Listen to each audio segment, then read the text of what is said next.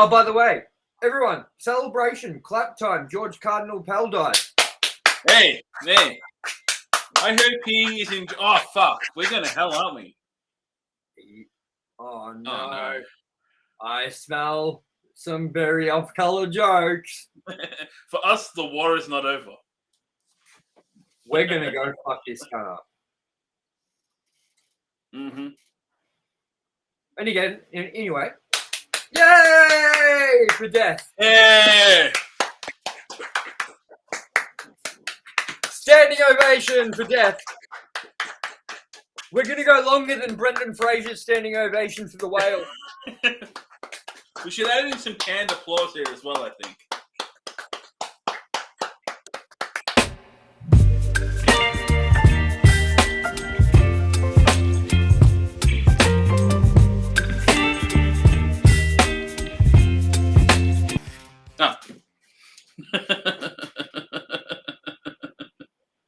You're just never ready, mate. Hello, and welcome back to Pop Vultures. I'm your host, Tommy A. West, and joining me as always is my co-host, Alanis motherfucking Maximus. Greetings. How you been, Alanis? Yeah. Shit day. This weather blows, yeah?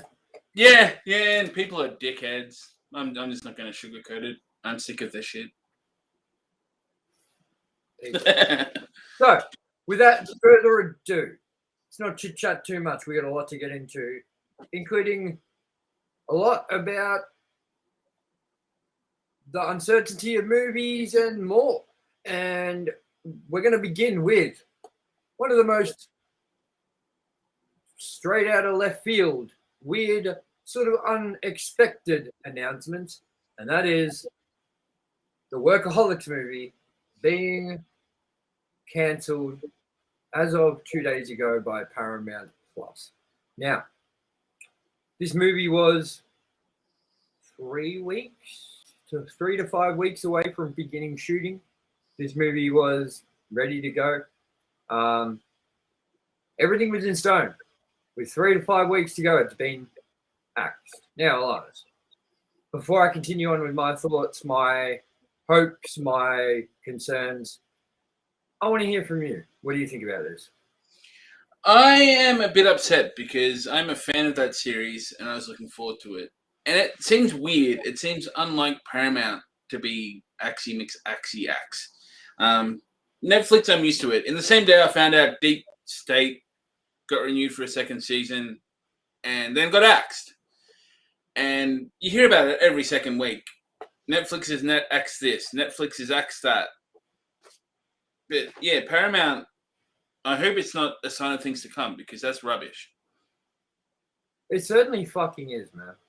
I mean, like, what's your other thoughts about this? Because, like, for instance, Workaholics, whether you say it's relevant or not this day and age, that's your opinion. The show ended in, I believe, 2016. So I can't really argue with that point. But Beavis and Butthead aired the last episode of that aired way earlier than 2016, like 2011. And usually animation is much more expensive to produce than a single cam comedy show. So what I want to know is why they approved something as irrelevant as Beavis and Butthead, but didn't approve something as irrelevant as Workaholics was, even though Beavis and Butthead was 5 more years irrelevant than Workaholics. You know what I mean? Mike Judge kidnapped someone. I don't even think it's that. I think that it's that Beavis and Butthead may have had a longer track record with history, like as history concerns, like compared to Workaholics. Like what? Workaholics had 6 seasons. That's like 6-7 years of Workaholics, whereas Beavis and Butthead have been around since the early 90s. You know, so proven track record. Usually it comes back, it performs strong. Usually it's up to Mike Judge whether he ended or not. But then again, also Paramount, honestly, how much could have this movie really been like costing? Like, what was the budget for the Workaholics movie? It can't have been that big. I know, like, you have to make it bigger than the TV show necessarily was, and you probably have to put more money into it than what the show was. But what we want from Workaholics movie, I don't think I'd really require much more than what they already do in the show, you know? So just a longer version of the show with a bit more of like one sort of plot that surrounds it, you know? That's all I wanted, you know? And that doesn't seem like it would have been unreasonable in cost-wise. So either they, A, didn't believe in this movie, B, this is a new thing we're going to see from Paramount Plus going forward with axing further products because maybe Paramount Plus isn't performing as well as they thought it would, and this was just the first to go on the chopping block. Or C, Paramount Plus just decided that this project wasn't for them. But with 3 weeks to go, you'd think they would have had that sort of idea earlier, you know? What are your thoughts? Do you think that it was the studio not believing in it? Do you think that it was something wrong with the script? Or do you believe that maybe this is exactly what I said, the first to go on the chopping block from Paramount Plus, and this is just, one of the examples that we're going to see going forward? I certainly hope it's not a sign of things to come, but I mean, part of me says it might be because these streaming services, even Disney have done it. They've bitten off a lot more than they can chew, and they're like, hey, this isn't getting as much as we think it will. Netflix have done it. And HBO. So, I mean, I hope not. And I hope that maybe it was just, for some reason, the executives turned around and went, you know what, this isn't going to work. I mean, side by side, I think Workaholics was a bit more of a cult following than Beavis and Butthead. Beavis and Butthead was kind of, at least in the 90s, early 2000s, it was mainstream. It was like kind of known about. You knew who it was, even if you didn't watch it. Beavis and Butthead became more of a cult following later on. Yeah. Like once the fad died down, you know what I mean? Yeah, kind of after Do America kind of dropped off to that level. So I think either A, it's just they didn't have the same history, or B, it's the worst and it's the sign of things to come and they're going to start cutting things. Which would worry me about things like Jackass, more Beavis and Butthead. But if you're going to cut something, cut the rumors of Daria and King of the Hill being revived, because they can both go. I don't care. Cut them. They can be the things you cut. We don't give a shit, you know. Wendell, you're cut. Daria, you were always shit. That's why it's not hard to cut you. No.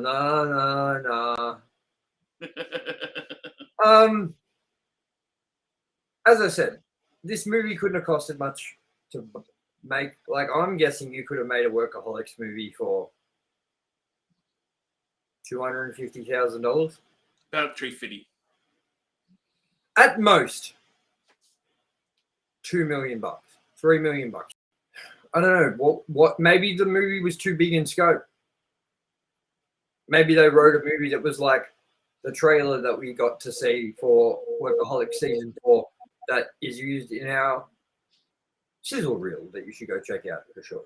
Maybe they wrote something like that, and that looked more expensive than nearly every episode of Workaholics combined. You know what I mean? So either way, it's a shame because I really was really excited for this movie, and I've missed Workaholics, even though, look, I was the biggest Workaholics fan going around when that show was in its prime. Like from season 2 on, I discovered it around season 2, season 3, and was riding hard, die hard for that show. Like I'd be like, everyone would be like, "What's the best TV show at the moment?" I'd be Workaholics, hands down. Like if you're comedy, Workaholics. You know what I mean? Yeah.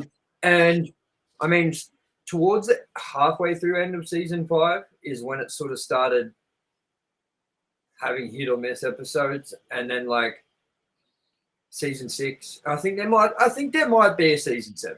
I feel like both those seasons were very, very underwhelming. But even being the case, I was still upset when it ended because it was a great show, and I knew that era was kind of over. And I would love to see it brought back in some capacity. Now, the other news about this quickly we should touch on before we get moving on to the next topic is they have come out and said that they are already in the process of shopping this around to other streaming services to get made as soon as possible. What do you think the likelihood of that is, and do you think that they will get picked up? Because I think from the success they had from the show that there is no doubt that somebody will pick this up. It'll be interesting to see who, because I mean, I couldn't see Disney doing it. I don't think it's. No, definitely not. I And could see Prime doing it. yeah, I'd probably say that would be most likely what we'll see. And you know why I could see Prime doing it? Because they do things like the Angry Video Game Nerd, and they do things like BuzzFeed Unsolved, BuzzFeed Supernatural, you know, like with Ryan and Shane and all those shows. Like they pick up some obscure stuff. So I wouldn't see them saying no. I also wouldn't see HBO saying no, possibly, because it's a cheap show to make, even though they're struggling with like their superhero shows and stuff. But you gotta remember, this is not a superhero show. This is a comedy. I think Netflix also, I know they picked up Game Over Man from them, and I know that didn't perform as well as they would have liked, and it got critically bombed and stuff. But I mean, Netflix releases some trash, and I feel like releasing the Workaholics movie could only do them good in viewership. Like, who cares what the outcome is of the movie at the end of the day? Critically, like, it's gonna get the clicks. You know what I mean? So, who knows? We'll see it. I reckon we'll see it pop up somewhere. I reckon there's even a chance that they could end up like GoFunding it somehow and making it themselves and releasing it themselves. Because from the way that they were talking on the last episode of their podcast, Adam Devine just kept saying, all I want to do is work with you guys on something that's fun. That if we can't use the name Workaholics, it's still just Workaholics without the name Workaholics. But we're like 20 years older, and I have a wife and a kid, and I'm still stupid. And my wife doesn't want me hanging out with Blake because he thinks I'm the bad influence, when it's actually the opposite way. And Durs is like even older than both of us and barely keeps in touch. And when we do see him, we always get him into trouble. And Carl is still exactly the same as the drug dealer. Like, he hasn't changed whatsoever. Like, so they have all these ideas for like what I'm guessing they were going to do was make the movie. If it did well, was going to do a spin-off series, just like what they were talking about then. Because even Carl was like, yeah, well, you know, I'm there to direct it. Like, and then Adam's like, well, you're my only friends in the world, so this is the cast and crew sitting right here. You know what I mean? So I think we're going to see Workaholics again. I don't think it's over. But I